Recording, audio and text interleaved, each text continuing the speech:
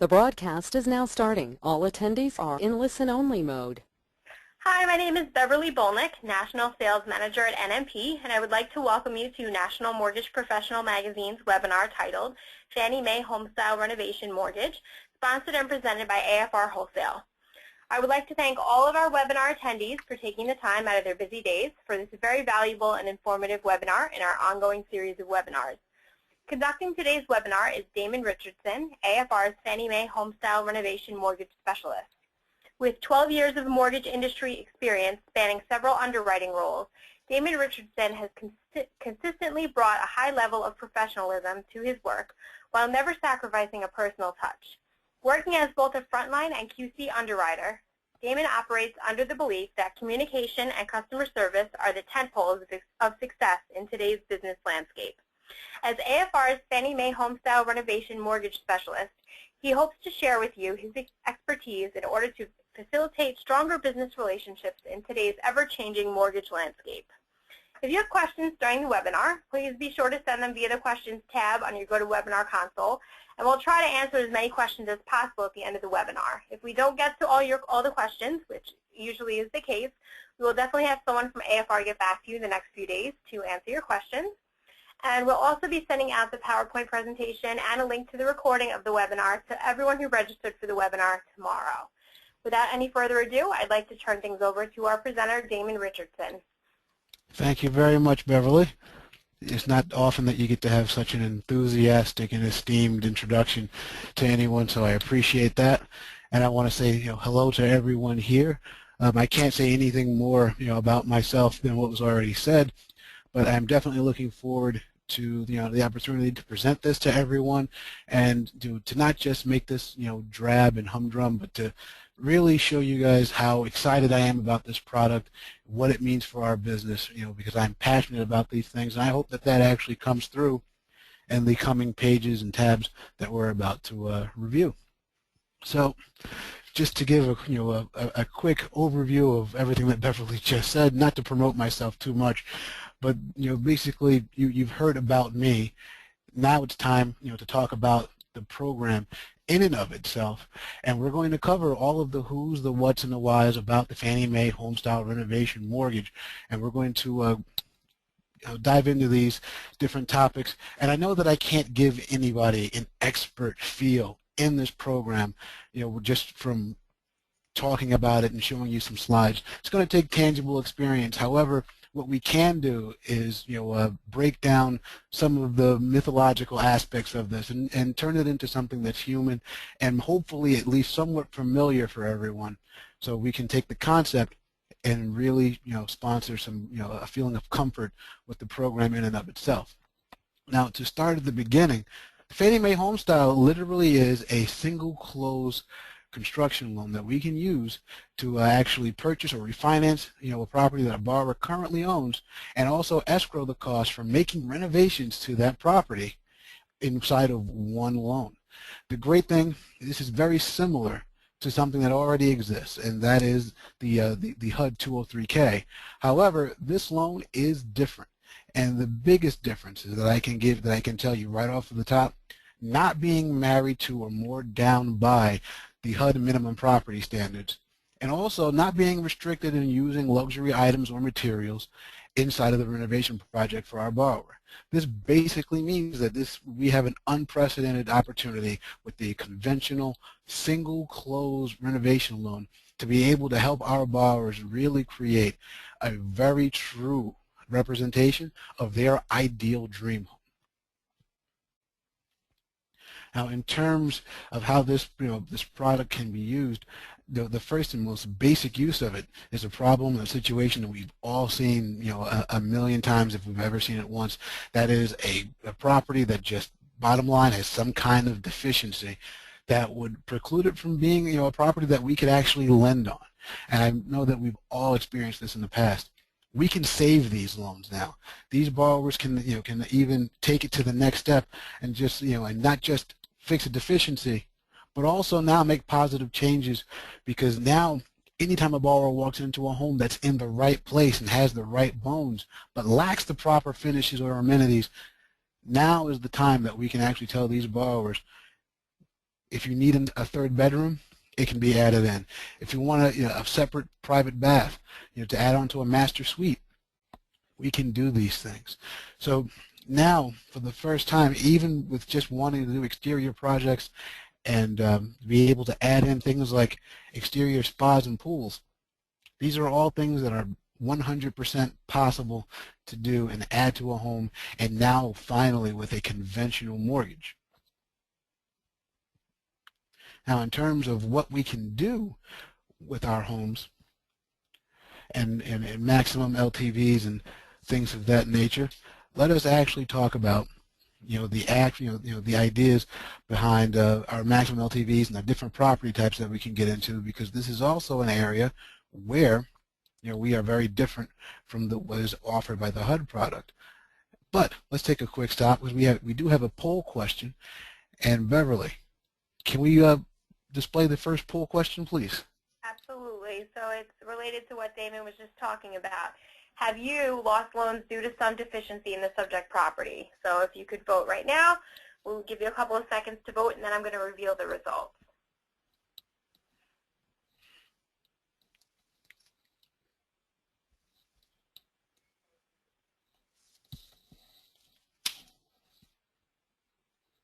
Okay, I'm going to close the poll in a few seconds. All right, I'm going to close it and share the results with you right now. So 79% of you said yes, and 21% of you said no. So obviously a lot of you have lost loans due to a deficiency, and this program might be able to help you with that. Absolutely. This is a great program to be able to turn some of those instances where we are just fed a line where we can't help a borrower, to turn that into a situation where not only can we fulfill their original need, but we can go a step further and go into their want list and really make something that could be a dream come true opportunity for our borrowers. So, sprout up from a situation where we thought we couldn't help them at all. So let's talk about how much we can help them and what we can do for our borrowers with different property types. With the Fannie Mae HomeStyle loan, we can do a maximum LTV of 95% on a single-family primary residence. And this is both purchase and as a limited cash-out refinance. We can go up to 85% on a 2-unit primary residence. And the same is actually true with the Fannie Mae program of 3- and 4-unit properties, as long as they are owner-occupied. We can do 90% LTV on a single-family second home. So all of those vacation condos are actually possible to renovate and improve upon for our borrowers. And as an investment property, we can do a maximum LTV of 85% as a purchase and 75% as a limited cash-out refinance on any single-unit investment property. All right. Now, one important caveat to make here is that that there's only allowed to be 15 or 30-year amortization. And when we talk about this loan being done as a refinance, it is a refinance that is limited cash out. So there is absolutely no cash to borrower allowed. That's both at closing and even at the end of the entire construction project. There will not be cash back to the borrower allowed. Now, in terms of our eligible property types, this is a regular conventional Fannie Mae loan. So everything is going to be applicable that would be as with any Fannie Mae conventional loan. So our 1- to 4-unit owner-occupied properties are all okay. Also, single-unit investment properties, which is a maverick because the single greatest only competing product that we have would be the the FHA 203K, which does not allow investment properties at all. Since this is a Fannie Mae program, warrantable condos only, and of course, PUDs, REOs, and our foreclosures. These are going to be definite products, definite property types where we can make a very large impact on their overall value by making simple renovations. Now, in terms of the different things that we can do, the list is massive. The list that I am putting before you right now with this one particular slide, this is not an all-inclusive list because an all-inclusive list cannot be made. There is one key fact that is moored into this particular slide. And if you take a look at and see where my mouse is, take a look at these two words: permanently affixed. Any renovation that is permanently affixed to a subject, that's permanently affixed to the subject property, is allowable in a Fannie Mae HomeStyle renovation project, provided it actually adds value to the subject property and thus would actually warrant the expense for the renovation, in and of itself.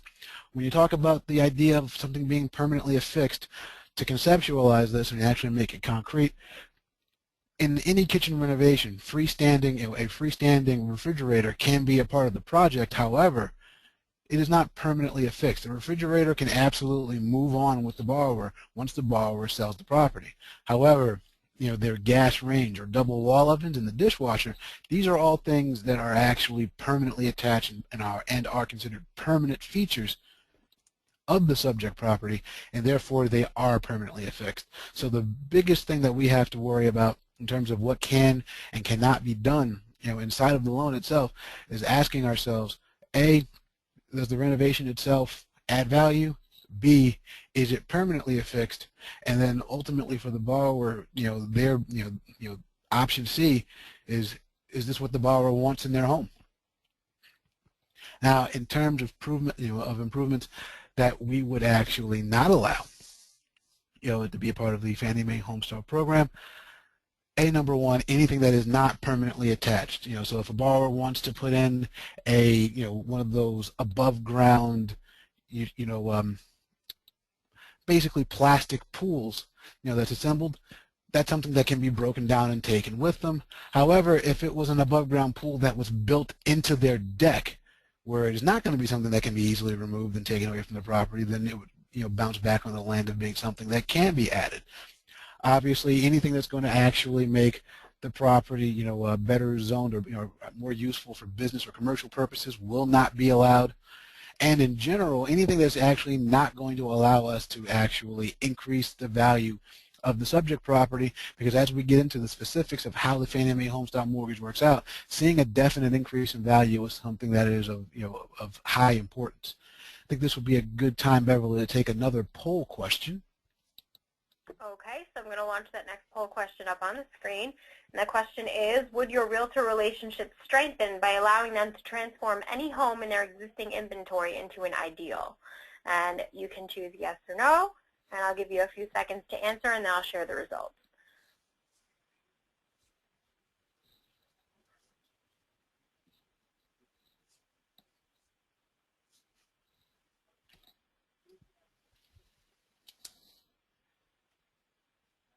Okay, I'm going to close up the poll and share the results. Not surprisingly, I see that 99% of you said yes and 1% of you said no. Oh, to wonder about that 1%.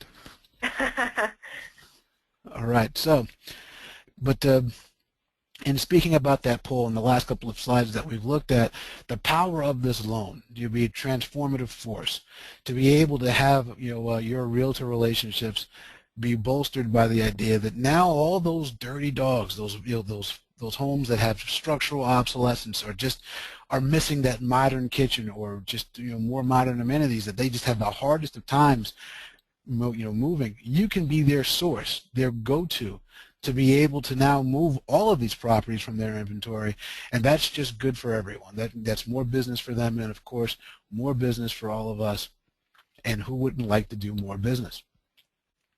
Now, in terms of an added bonus inside of this program, something that I feel is truly important, and I would recommend that that everyone that is really considering doing HomeStyle mortgages take a look at the idea of adding in a certified HUD consultant with your proceedings whenever you have a very difficult, or let's just say a renovation project that's going to be structural in nature. And this is for a couple of very, very, very important reasons. Number one, who wants to be in the middle of a subjective argument over over quality of work? As a lender, depending upon what states that you can lend in, it may not be possible for you to ever step foot on site during any of these renovation projects. One of the single largest values that a certified HUD inspector can add to the proceedings is that they are fully equipped to actually be that on-site inspection, to be that a person that provides that on-site inspection and actually gives, actual boots on the ground in all of our projects, and they can actually be a third party that's independent of everyone to settle any subjective issues in terms of quality of work, because let's face it, none of us wants to be, the determining factor between a borrower and a contractor over, what quality grout work really looks like. Also, up front, at the very beginning, in working with the borrower, a HUD consultant actually performs one very important task, and that's called a feasibility analysis, where they take a look at the actual renovation plans that the borrower has for the property and actually can tell them right up front, before they have expended a large amount of money, whether or not the plan even makes sense for this particular property. This will actually allow everyone to avoid the aspect of having the borrower being completely and totally deflated by finding out at the 11th hour that the plan just doesn't make sense, and that nothing that they do is really going to give them the value that they need for this particular property. All right. The next step in the process for a certified HUD inspector, they are the actual first source, if used, to give the borrower a relative idea of the actual cost of their planned renovations.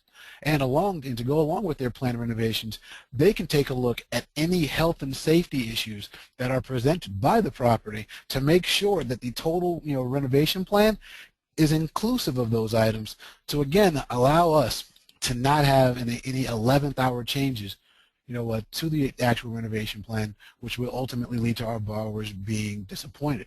Now, a big thing here, this is a twist that is not actually a part of the standard Fannie Mae program, so you're not actually required to do so.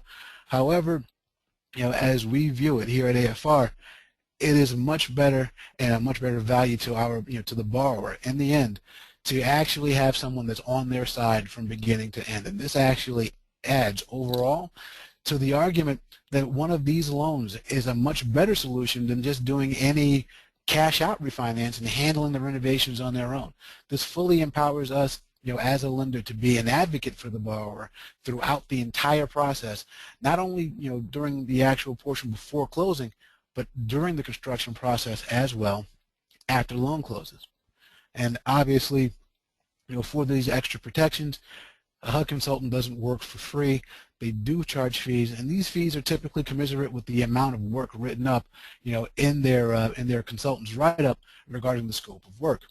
Also, if you ever needed a link or a list of certified HUD consultants, you can actually follow this link that's provided here on this slide. But this is basically the the same information. If you were to actually go to HUD's website and search for a certified HUD consultant, you'd wind up in the same place. And in terms of talking about those fees charged by HUD consultants, they range anywhere between $400 and $1,000 typically. What I want you to know, and please take a look at this particular slide at the table in the middle so you can actually see how the fees can be expected to break down depending upon the actual repair amount written up by the consultant. But the important thing to note, these fees are to be disclosed on your initial GFE because they are to be included in all of your APR calculations if you choose to use one. Now, in terms of using contractors, it is a very it's a very simple process. The most normal model that I that I could possibly recommend is one that would flow very similarly to what's done with the typical standards that HUD holds up for the 203K, and that is to actually use one general contractor to be overall in charge of the actual construction process and to be the one entity that submits a total bid for the entire renovation project, which will be inclusive of any work that's going to be carried out by subcontractors. Now, the subcontractors are perfectly permissible and allowable. However, it is much easier to deal solely with the general contractor and disperse all funds only to the general contractor, and then have the general contractor subsequently disperse funds to the subcontractors, as the work is actually done. It is also important to make sure that your general contractor in charge of the job is is sufficiently licensed and insured, to provide all of the work. And this is going to be something that is different, for each state and each municipality that you're working in.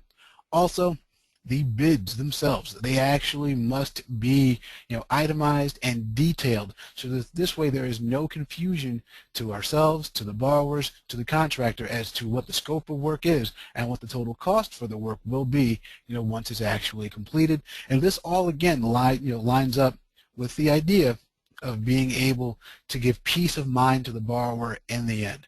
To see all these protections and everything else in place for the borrower should ultimately make them feel like they never are, stuck alone with the possibility of being in just a completely negative, relationship or situation with their contractor because of any kind of disagreement.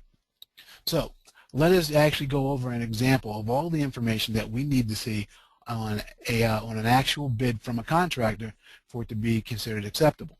Number one, the bid should be on letterhead. So unfortunately, for any kind of handyman or contractor that would only show up with a blank piece of paper or a bar napkin and just want to scribble down a bid, that shouldn't be acceptable. First and foremost, looking at this from a lending standpoint, we need to be able to identify the contracting company as a business entity. So the bid itself must be on letterhead.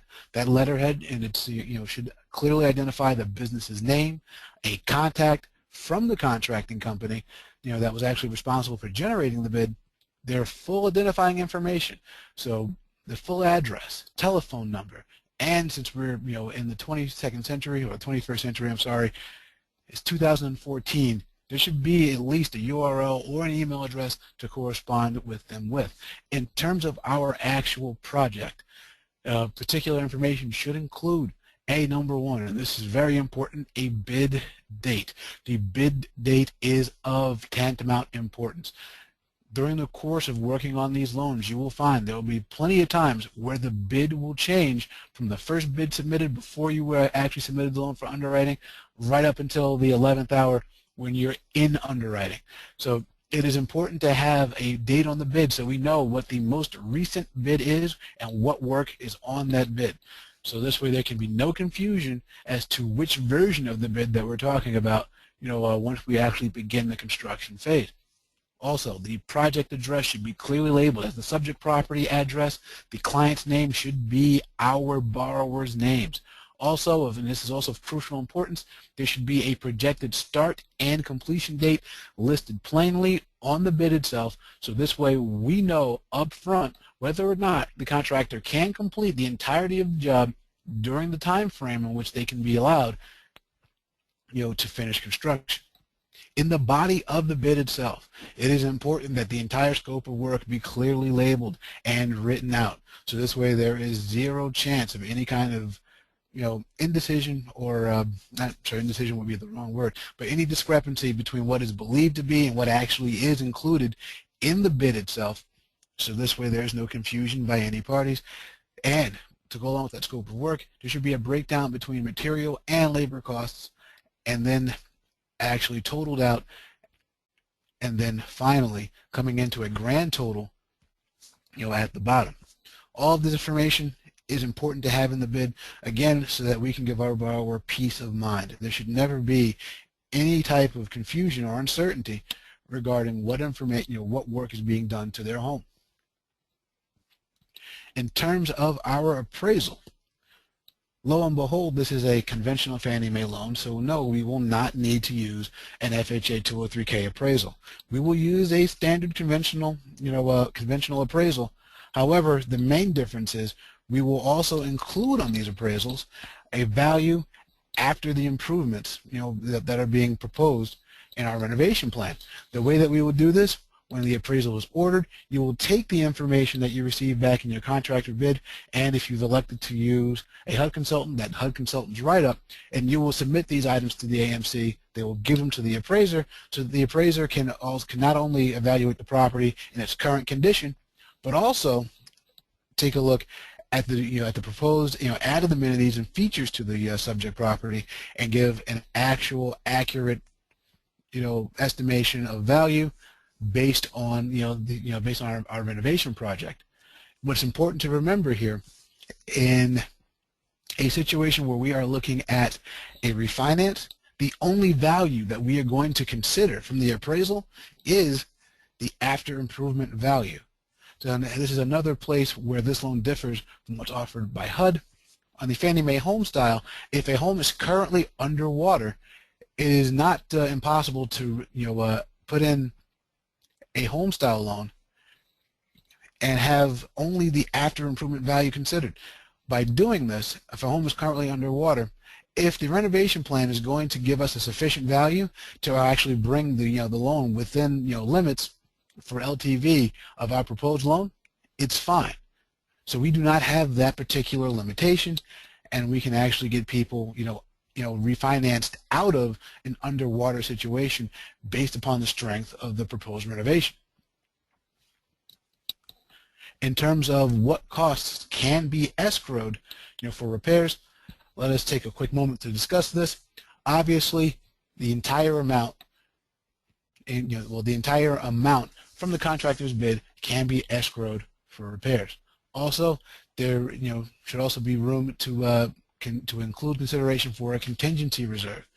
A standard contingency reserve is normally 10%, and if you're using a HUD consultant, this amount can actually range up to about 20% based on the consultant's recommendation, which is another area where a HUD consultant is very important, because this will allow you to be able to plan ahead for a property that could be difficult to renovate and actually exposes us to an elevated risk for discovering additional problems during the course of the renovation itself. Now, any draw inspection fees that would be incurred from using a HUD consultant can also be escrowed into the total cost, can also be included in the amount escrowed. And if a home will be uninhabitable during the course of the renovation, we can escrow up to 6 months of mortgage payments to be included in our escrowed amount. If we're in a state where a title update is necessary, you can actually escrow the cost of the title update, which is typically about $150. And if in order to actually come up with our final plan for renovation, if any architectural or engineering specs or plans were needed, those the fees to create those plans can also be escrowed. And obviously, the one last caveat here, permits of course can be escrowed into our total budget. Now, the limitation for our total budget is going to be moored inside of our appraisal. It is going to be 50% of the after improvement value from the appraisal itself, which is why we've spent so much time hammering in on the idea of value adding renovations being done to the subject property because of this particular limitation. Now, just as with the 203K loan, there is a simple formula to figure out what your maximum mortgage amount can be on a Fannie Mae HomeStyle loan. Now, in this one particular area, I think we are very lucky because the maximum mortgage worksheet that Fannie Mae has proposed is far simpler than the one that is used by HUD, and it is very simple to actually calculate. And I do have some instructions here on the slide to make it easier to work through, but to even make it simpler than this, I can break it down and tell you this way. Start in section C and work your way up. The reason why I say this, starting in section C, you're only going to be pulling in values from your supporting documentation, which would be, in this case, your contractor's bid and or your HUD consultant's write-up, and then the appraisal. And once you actually work your way up through section B and then through section A, you can then take all those completed cells and then make all of the necessary calculations. In order to help everybody feel as comfortable with this concept as humanly possible, let's take a moment to actually run through an actual example. So here is an example of a contractor's actual bid from a project that was completed here some time ago. You can see the entire scope of work as we talked about before and how each particular aspect of the renovation project is broken down individually, and it comes to a grand total of $43,545 at the bottom line. Here's an example of what a HUD consultant's write-up looks like, and this is actually the corresponding write-up for this particular job. As you can see, and I know, and I want to apologize now if this is difficult for anyone to read, but this left-hand column actually perfectly matches up with the contractor's bid, $43,545 for the total cost for the renovation project itself. But on this right-hand column, there is going to be the inclusion of the actual contingency reserve and all of the inspection fees from the HUD consultant, and that gives us a brand new total of $48,774.50. So now that we have this information, let's take a look at a representation of what the Fannie Mae HomeStyle MMW looks like in and of itself. And here it is. So as I mentioned just a few seconds ago, let's take a look at Section C and go into Section C1, and let's start to plug in the values that we already have. In Section C1, line A, our hard costs, let's take the entirety of the amount that was submitted by the contractor and put it here on this line. Now if we go back and take a quick look at the contractor's bid, this amount is going to be inclusive of permit costs and other miscellaneous fees. So we don't have to actually further break those items down if they've already been accounted for inside of the contractor's bid. So we're going to take that entire amount and put that in Section C1, line A, so the $43,545 goes there. From our HUD consultant's write-up, we're going to take the contingency reserve and we're going to put that here on line B in Section C1, along with his consultant's fees in line D.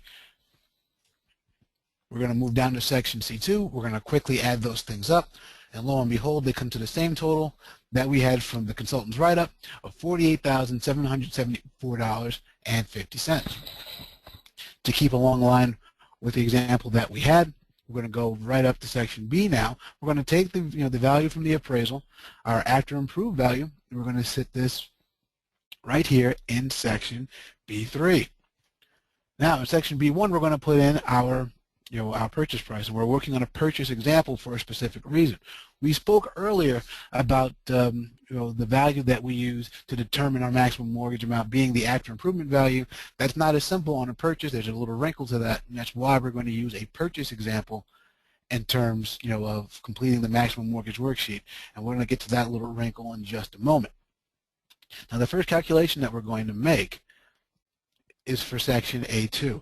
We're going to take our our value from C2, our total amount of construction, and we're going to divide that by our appraisal amount so that we can actually have the ratio of what amount the total amount for alterations is of our appraisal value. Because remember, we cannot exceed a value of 50%. In this particular case, we are at 19.63%, and we are well in line. And then we can go to line A1. We're going to put in our maximum expected LTV. This is a purchase of a single-family residence, so that will be at 95%. Now let's go down to Section D, and we're going to talk about that wrinkle with this being a purchase that we were just discussing. So first thing we're going to do, we're going to add up our total acquisition cost. So we're going to add in our purchase price and our cost for construction. Then when we take those two values, we're going to add them together. That comes to $223,874.50. We're going to carry down our appraisal value in line D2, and we're going to put that in, and that is obviously $248,555. In order to come to your maximum mortgage amount for a HomeStyle purchase, you have to compare these two numbers. We're going to base our LTV, we're going to base our loan amount off of the lower of these two values. So in this case, the lower of these two values is obviously going to be our $223,874. So our maximum mortgage amount is 95% of this number, which is $212,680 and 77 cents. So that is our maximum mortgage amount. Down here in Section E, we're going to bring in all the values from our LOS or from our from our 1003 in the details of transaction. We're going to fill these in so that we can actually get an estimation of the borrower's contribution that's going to be expected at the table. And to talk about the the details of transaction, this is another important area, because as you're running these loans through DU, the important thing that I need you all to remember and realize, DU does not actually have a selectable drop-down in programs for the HomeStyle. So that is not going to be a way that you can identify a loan as a HomeStyle loan. The way to actually properly identify a HomeStyle loan inside of DU is by filling out the details of the transaction in DU appropriately. So to talk about that for a second, in the details of transaction, line A is for purchase price. When you're doing a purchase, you put the purchase price only in that line. Do not also add in the cost of renovations there. You're just going to give yourself a headache. So please put the purchase price only in Section A. In Section B, you put your total amount from the worksheet in C2 in Section B. So our total cost of renovation that we have on the maximum mortgage worksheet gets placed right here in Section B of the details of transaction. You are to never, on any example of a HomeStyle loan, put anything into Section C. This is not a construction loan. Any amount that you put into Section C will cause DU to not understand what the loan is, and it will not be properly picked up as being a HomeStyle. In Section D, you only use this if we're talking about a refinance, and obviously if it was a refinance, you would not put anything into Section A. You would use Section D instead. Past that point, everything else in terms of your cost and prepaid items is filled out the way it is on any other conventional mortgage, and everything should balance out exactly the same. Now, the only real pitfall, the only pratfall that we have in this particular program is simply this. Projects that are totally, focused on deferred maintenance. Every home in America needs windows, and if the home already has windows, giving a home more energy efficient windows and taking care of peeling paint is not going to add dramatic value to the property. Also, in line with that, vanity projects. A golden toilet will not give a property, an increase in value. It may be something that the borrower loves and really wants. However, it's not going to add value. And in this particular program, with our limitation for renovations being 50% of the after improvement value from the appraisal, it is of huge importance to focus our efforts on funneling our borrowers towards renovation programs that actually will create a dramatic increase in value for our subject properties. And Beverly, let us go over our next poll question. Sure, I'm going to launch it in one minute. I just wanted to let everyone know I'm getting a lot of people asking. We are going to be sending out the PowerPoint presentation and a recording. So if you haven't been able to take notes furiously, it's totally fine. You're going to get it all tomorrow. I know it's a lot to take in. This is a lot of information, but it's great information.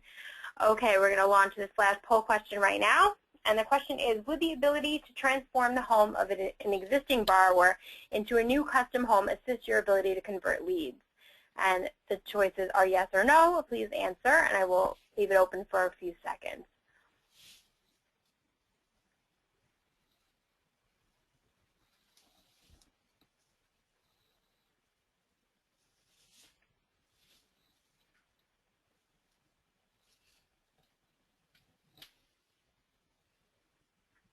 Okay, I'm going to close it up and share the results. So 96% of you said yes, and 4% of you said no. So I think a lot of people will be able to benefit from this. All right, now let us actually talk and have a good little discussion about what actually happens on the second side of these loans. It is a very, very good idea for all of you to make sure that as you're going into closing, I know that last couple of weeks or the last couple of days before closing presents a lot of opportunities where numbers can change. It is very important for everyone to realize that the HUDs on these loans should be reviewed before closing. We need to make sure that the actual amount that is left over to be escrowed for renovations matches the amount required to complete the renovation plan, because you cannot reopen these in the case where you find a shortage and just decide, well, we're going to fill this in between, we close it at 90 LTV, but we can go up to 95. We can just reopen it and reclose it in order to bridge that gap to take care of a shortage. That is not something that is permissible per Fannie Mae. Once the loan is actually closed, they expect the home to be delivered according to the plans and specs provided with the loan documentation, and any shortages that are that are found in the loan will be the responsibility of the borrower. So let's make sure that we are not sticking our borrowers with unintentional shortages because we just didn't have the diligence to look over these HUDs before they closed. Now, working into the actual process, the loan will go through, be underwritten, and work just as you would with any other Fannie Mae conventional loan, except that there are going to be some additional construction documents for everyone to look at. But if you're at all familiar with the process of how to work through a 203K loan, you're not going to find this process to be terribly unnerving or horribly alien. Okay. Now, once the actual loan is closed, however, what you're expected to take care of is number one, paying off any items that need to be paid off immediately on the HUD. So paying off our seller if it's purchased, or any liens if we're talking about a refinance, and any other costs that were associated with the mortgage itself. However, all of the funds for the renovation are to be put in escrow for the borrower. Now, in terms of the actual escrow and how it's going to be managed, it is best, and what we do here at AFR, we actually have an entire department that's devoted to this particular aspect of watching over these loans.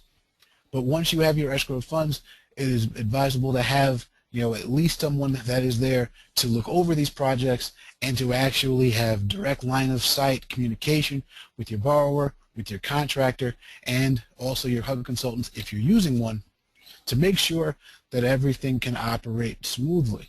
The easiest way to actually work everything out is to make sure that your contractors are aware of the idea that they can't be pre-funded on large jobs. It is a much more advisable route to not pre-fund your contractors, to make sure that they are actually being paid on a commensurate level with how the work is being completed, and that the work is actually inspected to make sure that it's quality work, and therefore something that can be signed off on and then paid out. All right. Once an actual project is finished, no matter what route you take in terms of whether you want to use a HUD consultant or not, you need to have a final inspection done on the property. If you haven't used a HUD consultant, you can have your appraiser go back out to to give this final inspection. Once the final inspection is done, all monies that are still being held for work to be finished on the property is to be forwarded to the contractor. This is not inclusive of the contingency reserve. If there's unused money from the contingency reserve, it is to be applied to the borrower's, the principal of the borrower's mortgage as a principal curtailment. We are not allowed to ever give funds, from the construction back to the borrower in terms of, of having it become cash to borrower. The only caveat to that rule would be if the borrower were to prepay for any items. Let's say if they had to pay for an architect or an engineer's report, and they paid for these items out of pocket outside of closing, they could be reimbursed for these items. However, they would have to clearly show a paid receipt for these items and evidence that they paid for these items from their own funds. Now, in terms of who we are here at AFR, and I've tried to keep us, out of, the presentation as much as humanly possible, but in terms of who we are, we are a full Ginnie Mae issuer, a Fannie Mae and Freddie Mac servicer and seller. We are a very large FHA lender. We do USDA, and we've been in business since 1997. We have a lot of experience, with construction loans in general. We have, a very successful track record with doing the 203K, so we definitely understand these. So the reason why I bring this up, a lot of the points and twists that I've brought up throughout the slides, these are some of the things that we really feel set up any renovation loan for long-term success. So this way we don't have borrowers feeling, again, that they were led astray, or that they were, simply put, alone in the process. In terms of being able to reach out to us here at AFR, you could always do so. On this slide, we have, tons of information regarding how you can, specifically reach us if you have questions about this particular program. And, please take a look. But there's an 800 number. There's live chat available, on our website, and there is also, a general email address to reach us specifically for matters about renovation loans. And also, if you needed to reach out to me for any specific questions, you could also do that. And with that said, I want to thank everybody for giving me some of your time this afternoon. I know that we all tend to stay busy, so I certainly am appreciative of the time you spent with me today. Great. Thank you so much for your presentation. We are going to start with the Q&A now. And like I said before, I'm getting a lot of questions, so I know that we're not going to be able to get to all of them, but we will definitely try to get to as many as possible. And if we don't get to your question, I will definitely send those questions over to Damon, and someone at AFR will get back to you. The first question came from Paul from New York, and the question is, what is the biggest difference between the HomeStyle renovation home loan and the FHA 203K? Well, Paul, some of the biggest differences are things that we really touched upon early on in the presentation, and that is, number one, not being tied down so much by the HUD minimum standards. A lot of times when doing a 203K, and if you had this experience, you would notice that you have situations where a lot of the borrowers' wanted items had to be precluded from the renovation program because there were HUD minimum standard issues that had to be addressed in the property first. So not being tied down by those is huge. Second, the involvement of investment properties and second homes, being able to work with those, is a huge difference. Also, another little known thing, not needing to have a property have an existing certificate of occupancy. So we can actually use a HomeStyle loan to complete a home that was left unfinished by the original home builder if a borrower were to choose to want to purchase one of those homes and complete it. So those are huge differences and different areas where we can actually make use of the HomeStyle mortgage where using the 203K isn't even possible. Okay, great. Our next question comes from Ashley from California. What is an example of some luxury items that can be added with the HomeStyle renovation loan? That's a great question, Ashley. I quickly touched on this during the presentation, but items like, if a borrower wanted to put a spa or pool in, as a brand new item, these things can be done.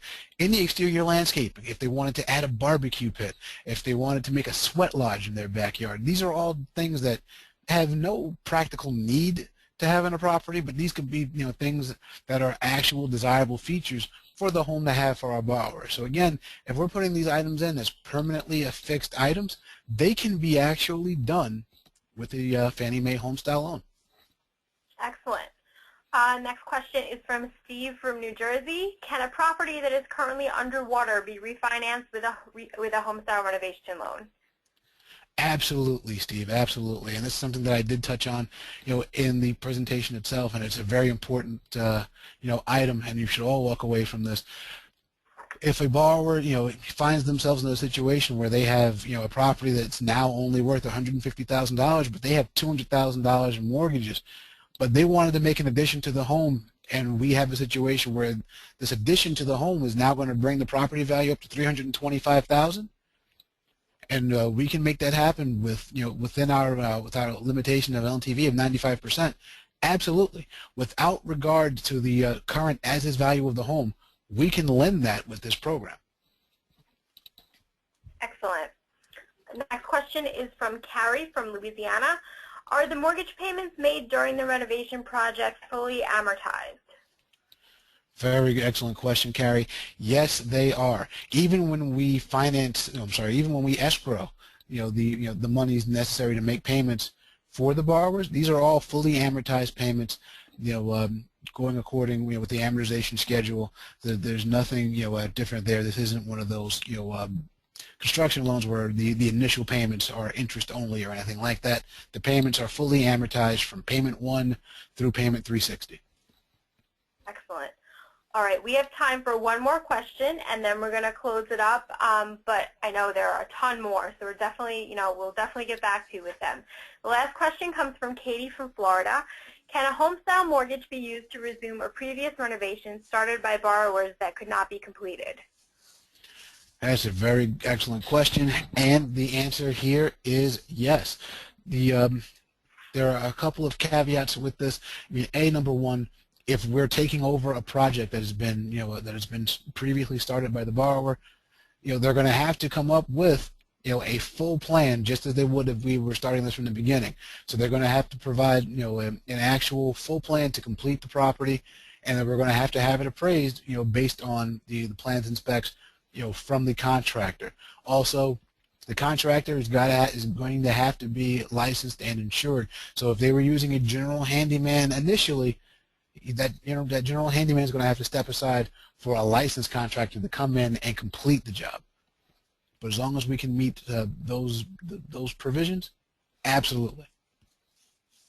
Okay. Well, with that being said, I would like to thank you again, Damon, for all the excellent information you provided. I would also like to thank AFR for sponsoring this webinar and presenting it for us. Again, if you have questions, and in the next few minutes that I'm speaking, you can definitely submit them via the questions console.